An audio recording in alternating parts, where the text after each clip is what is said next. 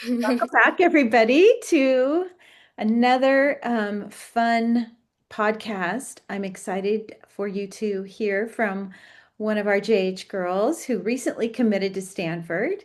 Congratulations, Lauren, and to her mom, Will. And we're so happy for you. And we were just chatting before we started this about the challenges, especially in knowing that it's over and you don't have the stress. How are you feeling? I'm feeling so great. I was really grateful for the whole process in whole, but I'm really grateful to just like be secure and kind of just done with it and verbally committed to my dream school. That's so great. Yeah, we definitely want to get into that because we were just also discussing how many kids out there dream about Stanford and really don't know if that dream's going to come true because there's so much involved with especially the academic side. Mhm. Okay, so let's get started. Maybe you can share with us. So I'll start with Lauren is a 2027 graduate. She trains at Metropolitan Gymnastics, which is in Seattle, Washington. And like we said, she recently committed to Stanford. So Lauren, take us through your history of gymnastics. So when did you start? How long have you been a level 10? And have you been at the same club the whole time? Mhm. So my journey with gymnastics started at Seattle Gymnastics Academy, kind of like just a recreational gym when I was 4. From then, I stayed at SGA up until COVID years, up until I was 10. Our JO program shut down. But before that, when I was 8, my family and I went on a family vacation to the Bay Area. And it was kind of when I was transitioning from level 4 compulsory and I was about to go into level 6 and take gymnastics more seriously. We were visiting campus and we came across the gymnastics facility and it was getting renovated at the time, but I saw this big banner up on top that said 2009 NCAA Gymnastics Champions. And that's kind of when I decided that I was going to take gymnastics seriously and aspired to be a Stanford collegiate gymnast or just a collegiate gymnast in general, but going to Stanford at that time was my goal. And then Oh my gosh. when I was when I was 10, we moved gyms to Metropolitan Gymnastics because our JO program got shut down at SGA. I went in as a level 8, and my first year of level 10 at Metro was when I was in 8th grade. So this will be my 4th year as a level 10 at Metro. Wow. Okay, so Will, maybe you can give us some background on your family because I think that's really neat that you guys, what you just shared with me would be, you never know. There might be other JH girls who are just like this, who have come over and wondered, you know, educationally, what could happen for your daughter? What were your dreams, Yeah. aspirations? So my family and I, and also Lauren's dad's family. So Lauren's dad is half Filipino. I'm full Filipino. We immigrated here to the U.S. in the 1980s. My dad brought my sisters and I here with the hopes of getting a better education. He wanted my sisters and I to come to America with hopes of having a successful future rooted in getting an excellent education. And so that has always been a priority and a focus for our family, and then therefore my parents to their grandchildren and me to my own children. And so even from a young age, I we my husband and I, again, him also coming from an immigrant family, we're very focused in ensuring that Lauren was nurtured and was given the opportunity to attend good schools, be offered in having rigorous programs. Education had always been number one that we stressed to Lauren. Hmm. Okay. So, part of this trip really to the Bay Area was part vacation looking around San Francisco, Hmm. but I myself had gone to the Stanford University campus once with my sisters, again prompted by my parents.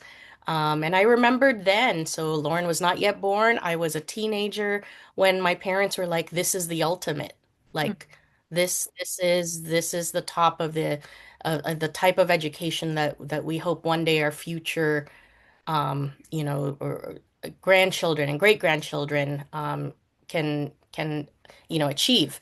And and so I thought, well, while I had my family there, why not stop by the beautiful campus, totally focused on Lauren, I would love for you to go here for a great education. At that time, Lauren was 8 years old, and we had already enrolled her, since kindergarten in the highly capable program, mm, which is the top 1% in Seattle Public Schools with a high IQ. So she had already been doing classes that were 2 grades above her up until then. And so took her there and said, Lauren, continue on your studies. We'd love for you to attend a school like this. Little did we know that she also had her mind on gymnastics and was loving this new sport that we had her in, which originally was just a rec, like, oh, let's get her involved in something. mm. And we didn't know, but had we known back then that it would turn into this beautiful thing and that our whole family would be fully invested in this gymnastics journey. It's just a beautiful story. That is amazing. It really is. I mean, what are the odds? I mean, crazy.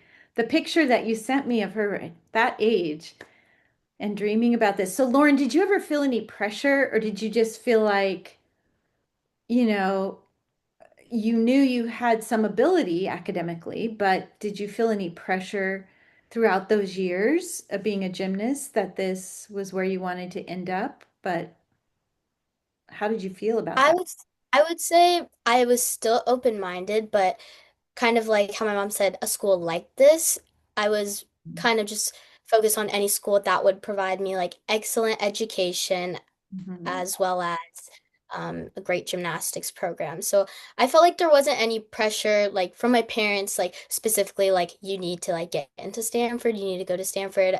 They're really open and open-minded and really supportive on whatever like kind of clicked for me.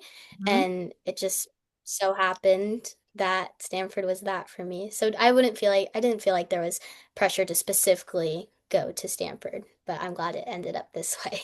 Did you have any friends that you at the gym that pursued Stanford above you so you could kind of see it? Yes.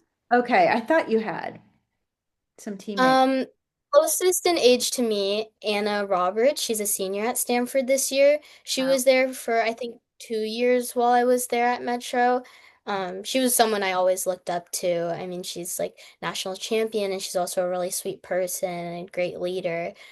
So she was a great role model and someone that really helped me in this process, especially, after June 15th, kind of asking about her experience with recruiting.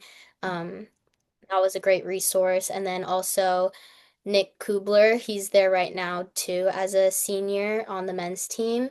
He has been really great with just providing such great information, being so supportive, talking to Tabitha.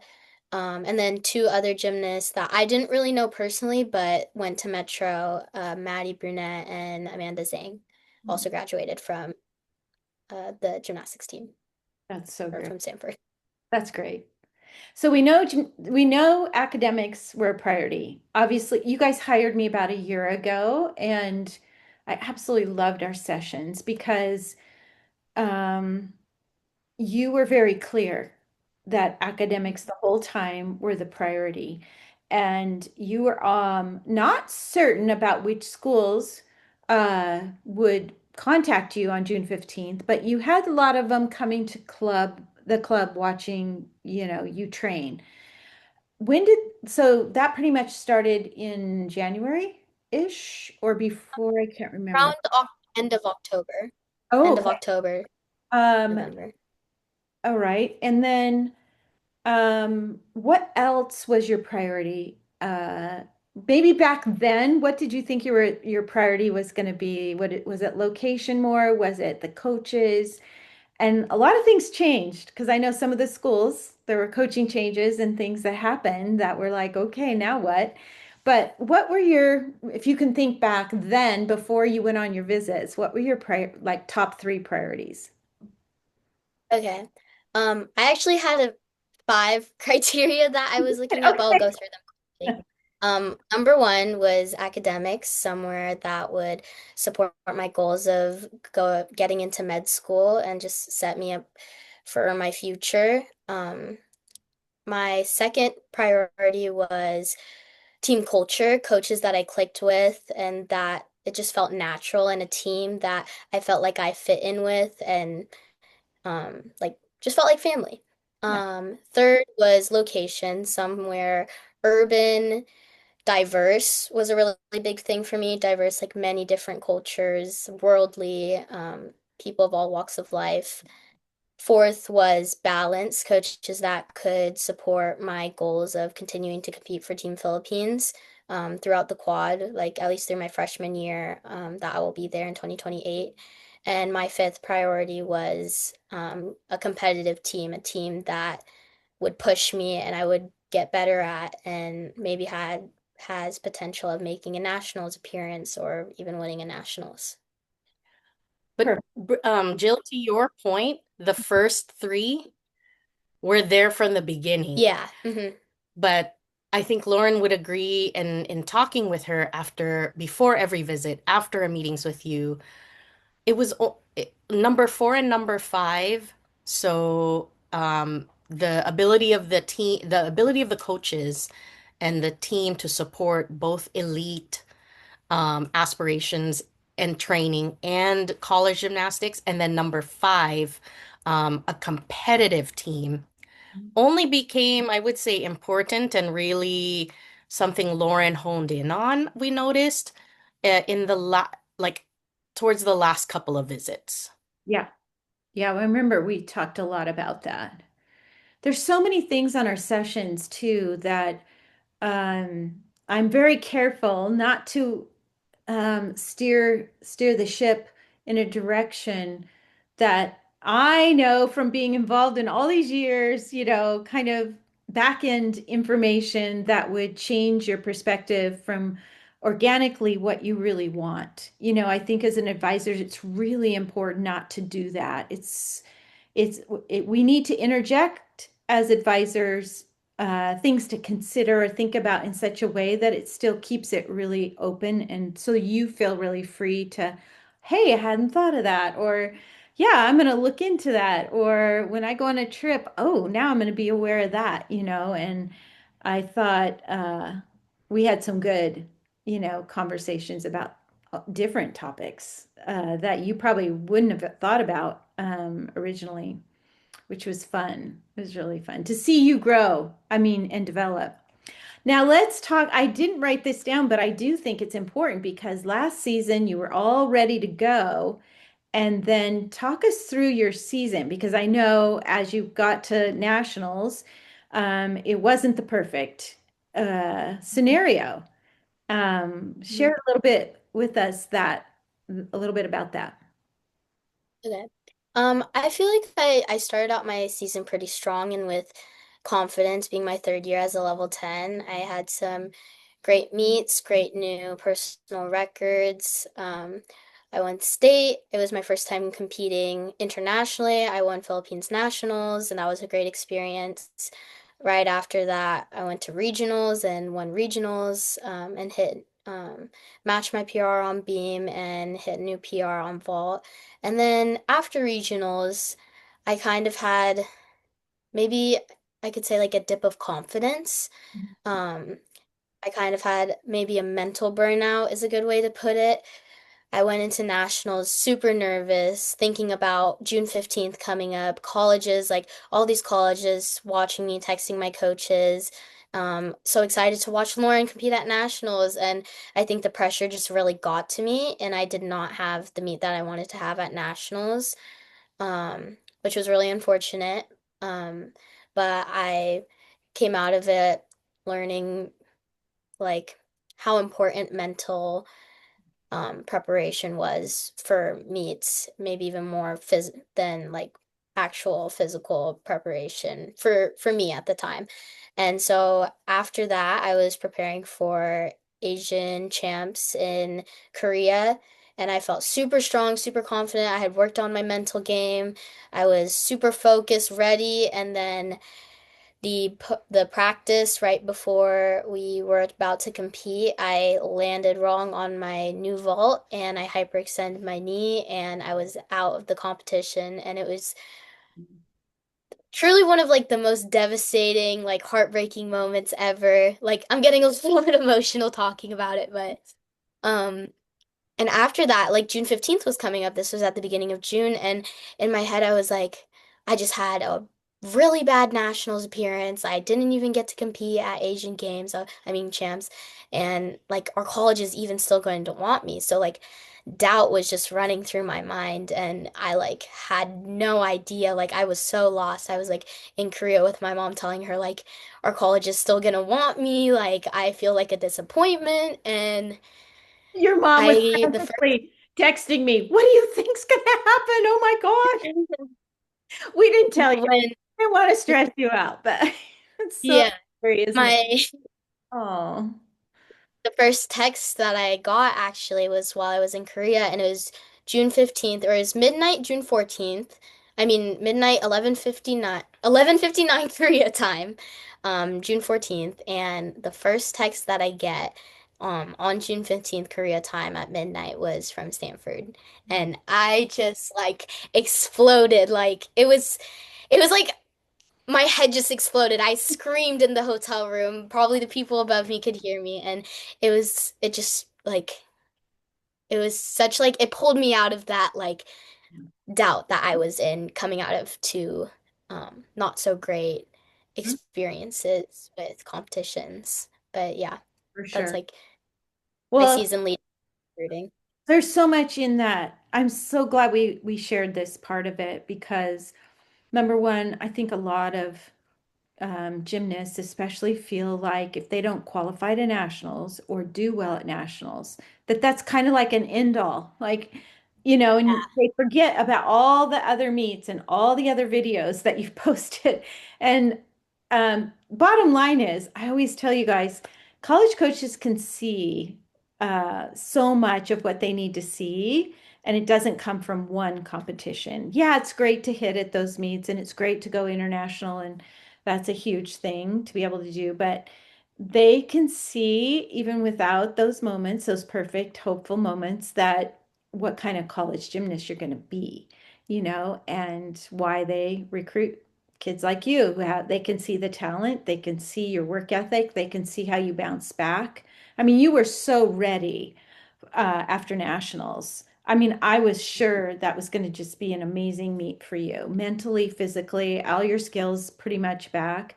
And, to have that happen, I'm sure was just devastating. But um, so I'm so glad that it did all kind of come together and bring back, helped you forget about that doubt because, you want to go into your visits with confidence. You want to be excited about who you are as a person and what you're going to bring to a team. So you you've definitely bounced back well. And I don't know if you feel comfortable sharing, you know, schools that you went on visits with, but feel free to share that now. I think that would be neat for families to hear.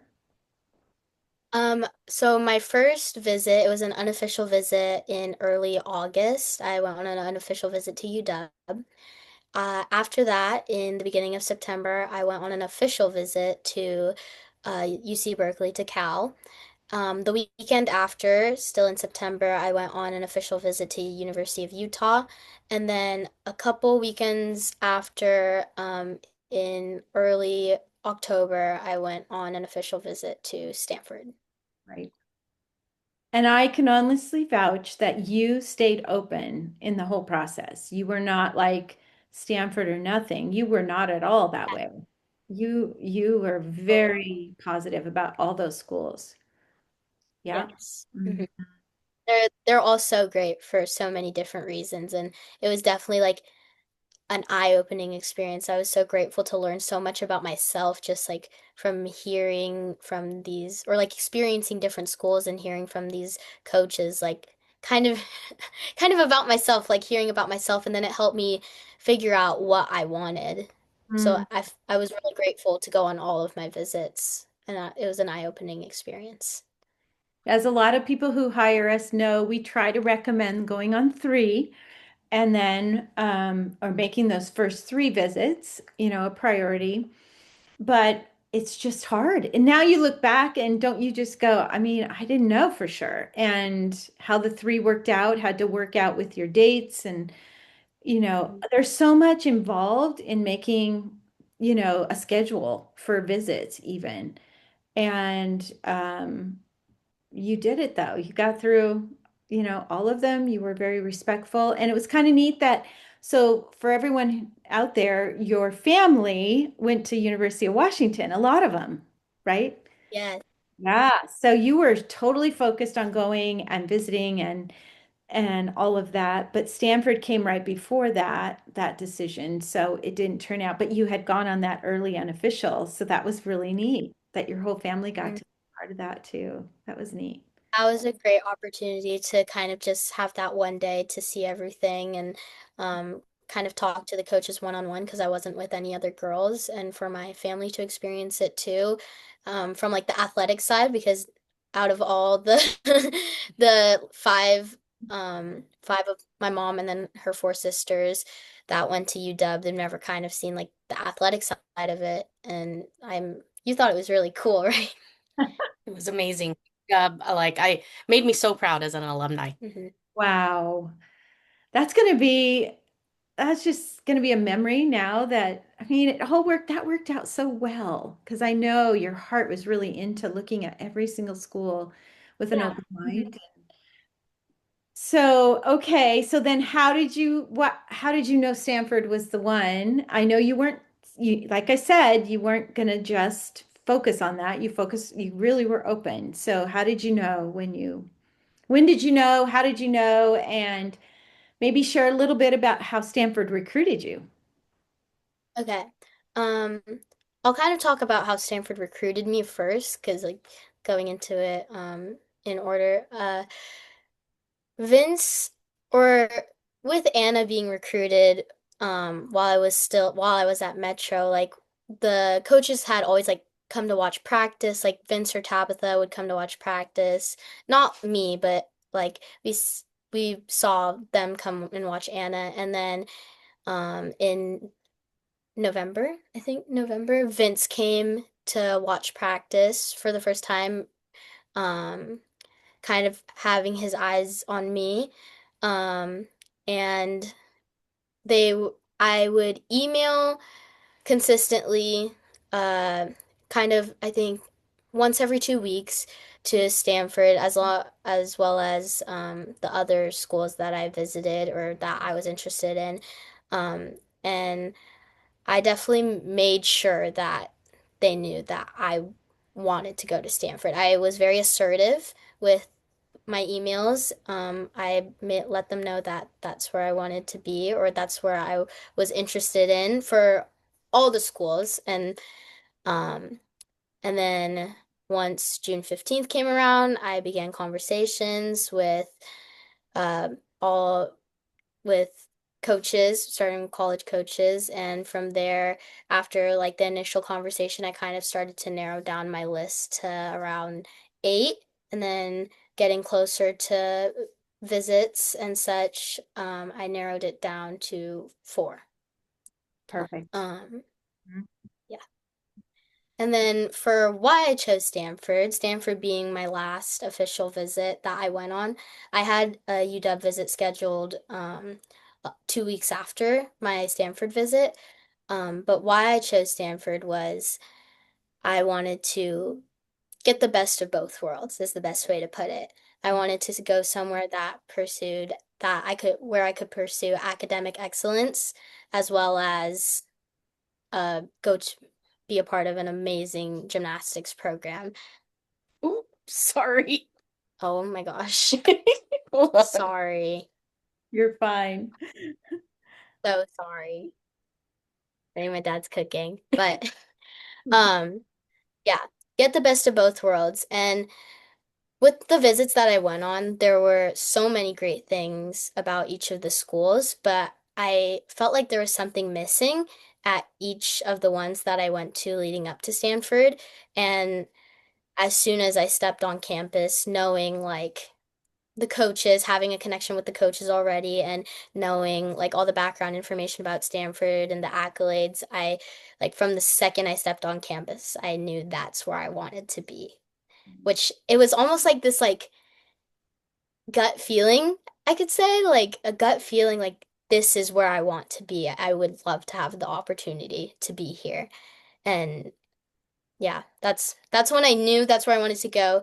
But with Stanford, it was Stanford was the only school that didn't um offer me right after my visit, if not on my visit. Um, and so I was a little bit worried. I didn't know anything for sure.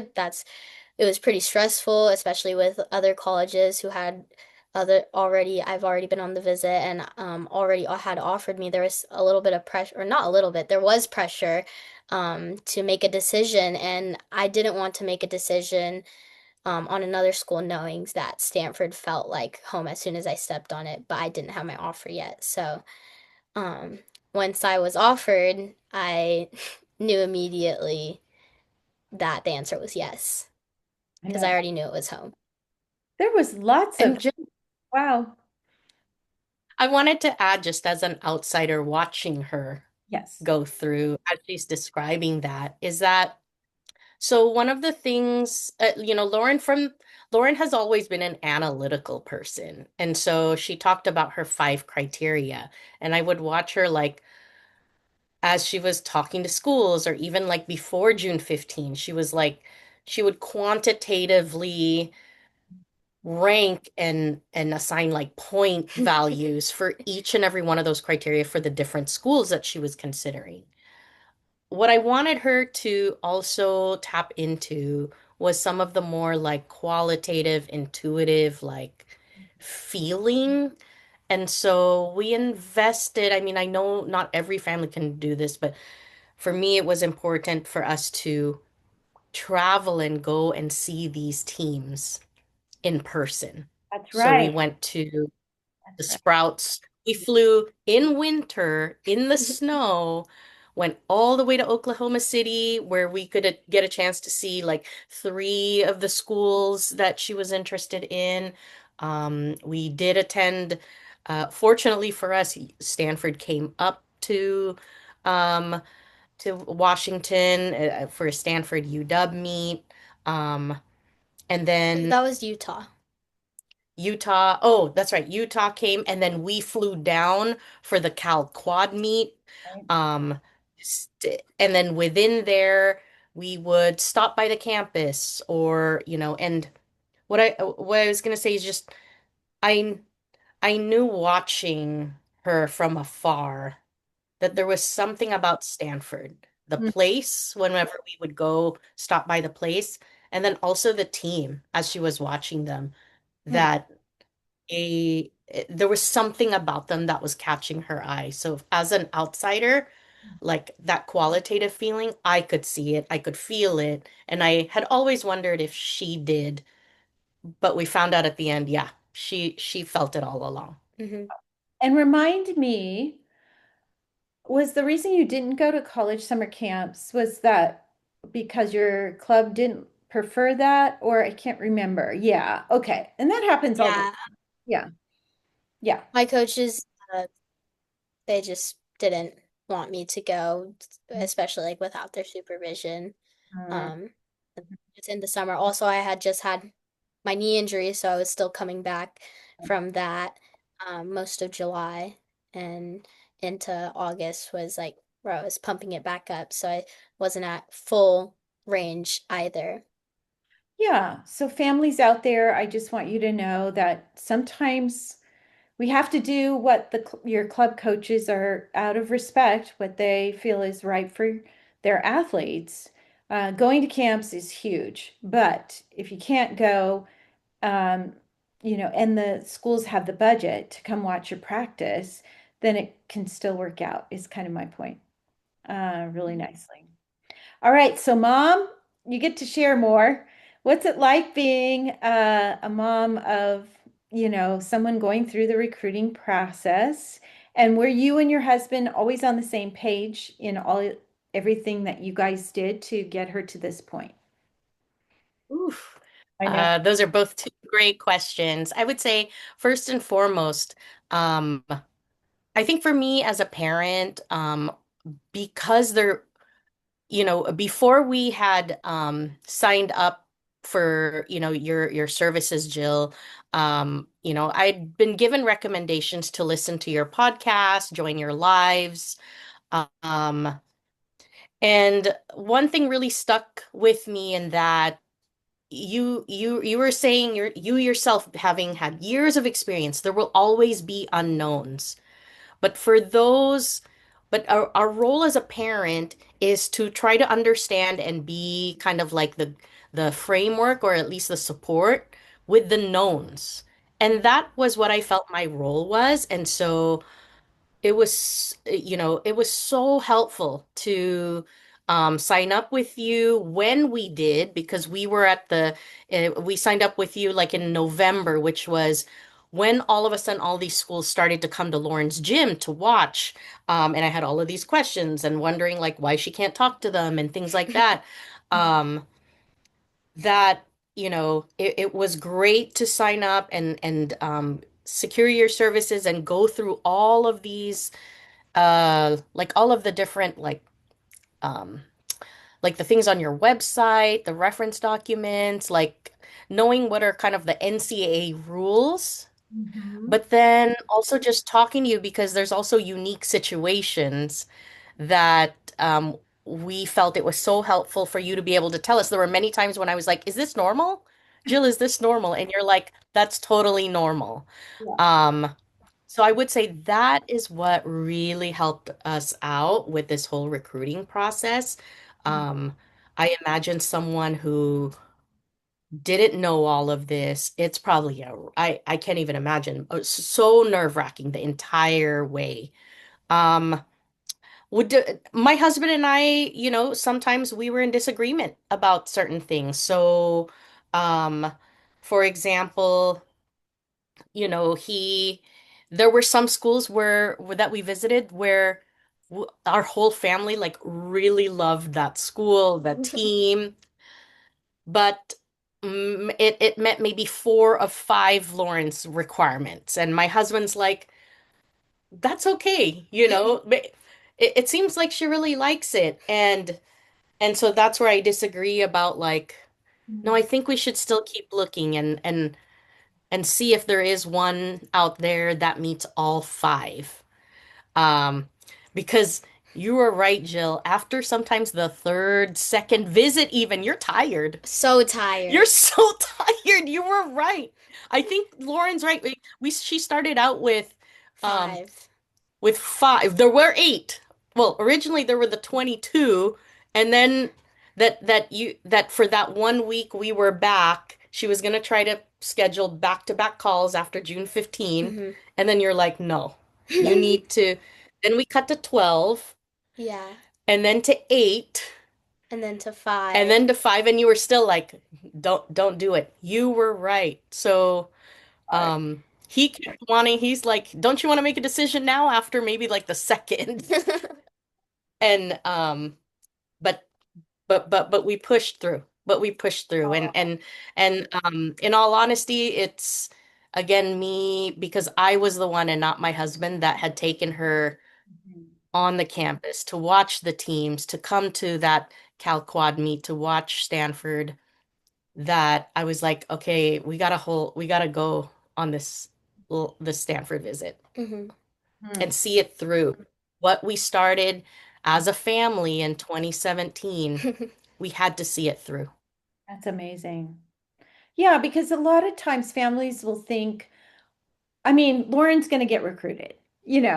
There's no question. She had the talent level and the scores and all of that. She was going to land at some college, with or without me. But I think what people don't realize once they get into it is what you just said. It's all the intangibles that you come to the session, you're just like, blah, blah, blah. What about this? What about that? Mhm. And it just helps you kind of relax so that you're steering the ship as a parent in the right direction. And then we know what we want. Lauren, I remember we talked about a calendar because she was going to do international and she was doing club and we really talked about how are we going to sustain her in a mental health way, her nutrition, her fitness, and look at the whole, situation.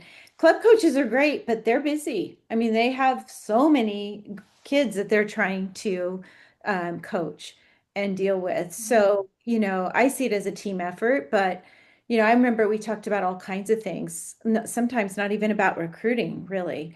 And I think that's where parents don't realize, what we kind of bring to the table on things like that, just to kind of give you guys a chance to take a deep breath and go, okay, we're steering the ship in the right direction here. We're not I crazy. will say to end that after we went on that Stanford visit, Mhm. my husband was like, I see it now. This Wow, this is it. really? We are in the end, we're both in full agreement. This is her future home. Yeah. Also, Amazing. I was really grateful for you, Jill. In that moment that I kind of talked about before with the doubt that I was in, you were helping me and my mom stay grounded and stay like you were our reassurance and helped us get through that big challenge. That So was a big thank you for one. Yeah, that was a big one. Okay, so I think we've covered, is there anything else, any other advice or any other thoughts that you guys might have for parents or athletes? um I feel like the biggest thing that helped me in my recruiting process, helped me stand out, was my emails and connecting with the coaches prior to June 15th and when they could talk to me. Um, I made sure, like I was saying, to be very assertive and almost aggressive in the ways that I would put myself out there, kind of just getting over that level of like, oh, I'm embarrassed, like to kind of just like tell them about myself and I don't want to seem braggy, but it really did, like from your feedback and feedback from the coaches that I talked to on June 15th, it really did make me stand out and helped me get recruited. Right. Yeah. You're absolutely right. A lot of them said that to me. I love Lauren's emails. They fell in love with you before they even talked to you, and that's really what you want. You want them to really, they don't have to be long, but they need to have personality. They need to have purpose. And that's another thing I think that really helps is knowing it's okay to do that, to back you up and say, do it. Because coaches, you'd be surprised on the other side how many times they're doubting, are we really important to her? Does she really does she really like our team? Does she know anything about us? Or how are we different to her? And of course you hold back your cards a little bit because you don't know what if they're going to make an offer and all of those things. It's just crazy. But I think being aggressive, like you said, is a really good statement to remind other recruits out there how important it is to really speak up and say, this is what I'm good at, and this is what I really love about your program, and this is what I've seen. I've watched your meets. You know, there's nothing better to a coach than feeling like there's a personal touch from a to an Mhm. athlete that you don't know that well that is expressing that. It really kind of just sets a tone, for them to want to pursue you too. Yeah. And you can feel that connection on the visits too after you already establish it, or like even on the first initial calls, once you start calling colleges, they already like kind of know your personality and it feels a little bit more comfortable, and easier to talk to them once you like put yourself out there. Yeah, for sure. Yeah, Well, we would notice that, like, with Lauren and Tabitha, they would they were always they were always the longest calls. They always at an hour, and we could tell like they didn't want to get off the phone. Like even before visits, Uh, like they, Lauren said she felt like they knew each other Hmm. even before June 15. Or no, Oh, before the visit. before the visit because how much time. And what I wanted to add, like I've had a couple of parents reach out to me about home visits, mm-hmm. asking about home visits. There was like two parents online that like emailed me asking like if I thought it was if it was okay like having someone come to our home versus like going to meet them at a restaurant. And I will say that Tabitha and inviting Tabitha into our home was like one of the first glimpses that both Ben, my husband, and I had that, wow, we could totally see this happening for Lauren and Stanford. Just for us in our Filipino culture, it's Mm-hmm. super important for us to, especially someone that something very important, we like come to the dinner table. And so, like, my husband, home cooked a meal. We were inviting Tabitha to dinner and being able to, like, sit down with her in our setting, in our home, dogs and all, to have a serious conversation about, like, tell us about your school. What can you do for Lauren? How would you help her? Why do you want her? Mm-hmm. That will always stick with me. And, it was such an intimate and beautiful part of the process that my husband and I will both remember for a long time. Wow, that's amazing. She's incredible. She really is a beautiful human being. And I remember after that, you were just like blown away, after we talked, how special that was. That's neat, especially for your family, like you said, the value, how you value dinner and making a meal for someone, having them in your home. The sad part is there's so many schools that don't have the budget to go to homes. So your experience is a small percentage, really, of girls who get recruited to have a lot of things you shared today. But that's okay. It doesn't mean the experience once you get there is going to be any less.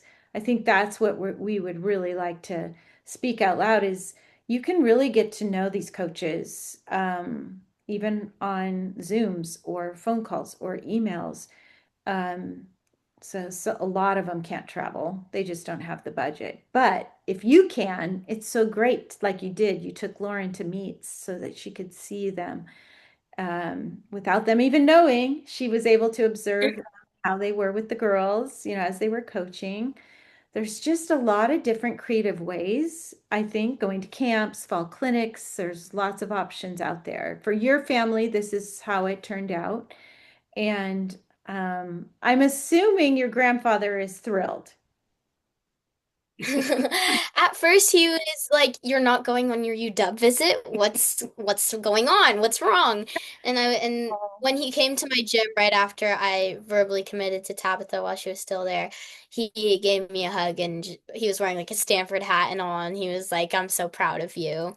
And like he definitely stressed UW, but he in the end was really happy and super proud. But definitely immigrant, parent, Mm, um, just goal achieved, right? Like we left the country for future generations to be able to go to a school like Stanford and just the blessing of being able to, in one generation, have achieved that goal. Now, you had asked about like getting into Stanford, and how much we stressed academics. That 2 week wait of are you going to get an offer or not? It came down to, Tabitha getting every single grade and class, including current rigor of classes. She needed to be able, she said, to show Lauren's uh, rigor of the classes that she's taking, as well as then her current grades, and then SAT scores. So, in the end, it came down to, okay, academics. um, to be the green light to go with the offer, and why it took a few weeks. Wow. I love it. And I think if I could sum up today in our conversation, it's the way you worded it, Will. It was a school like this, because that gave Lauren the ability to dream big, but also not the pressure that it had to be Stanford. And I Right. think as a parent, out of everything you guys said today, if I can pass that on to parents who, you know, if that's their dream for their child, it's just so important that it's not pressure, but that it's, like you said, you're setting your whole family came over here as immigrants, and you would never want Lauren to have to carry that burden on her shoulders. That if you don't, and there are a lot of kids like that, immigrant families who, unfortunately, that can be. So then they get there and it's not really where they want to be, or, the pressure's too much and they aren't enjoying it. But I think the way that you worded it as a family is just a really special thing to pass along today as well. Yeah. So good job to you both. And thank you so much for doing this. And I cannot wait to follow you, Lauren, as you finish another year and then move on to Stanford. It's going to be really fun to see that and beyond when you become a doctor, and just looking back at all of this is going to be amazing. Yes. Jill, you know, I've texted you, just you, a few times, and we've had calls that Lauren doesn't even know about. If it weren't for you, whew, I know. We we always wouldn't have love made it. talking to We you. love talking to you. Well, thanks for being a part of JH Consulting. And I just fall in love with all my clients. I can't help it. And I can't wait to just watch your dreams come true. And good job on hanging in there and making it happen, Lauren. It's a lot of work. So you and your coaches, Yulia, give her a big hug. All your Oh coaches. yeah, She's amazing. Your yeah. whole team. They're all so proud. Mhm. All right. Well, thank you. And all of you that are out there, wondering what your future is going to look like, I think taking it one step at a time, and um, everybody's dreams look different. And I think gymnastics is one of the toughest sports, but hanging in there. And when things don't go the way we always want them, because I know there's a lot of girls out there right now that don't know where they're going to land still. And it's really hard to just hang in there and uh, surround yourself with people, whether it's family, coaches, hiring an advisor, but people who can really encourage you along the way, would be my biggest encouragement. So thanks for joining us here at J Hicks Consulting, and we look forward to many more stories like yours, Lauren. So thanks both of you for taking the time to share with all our families.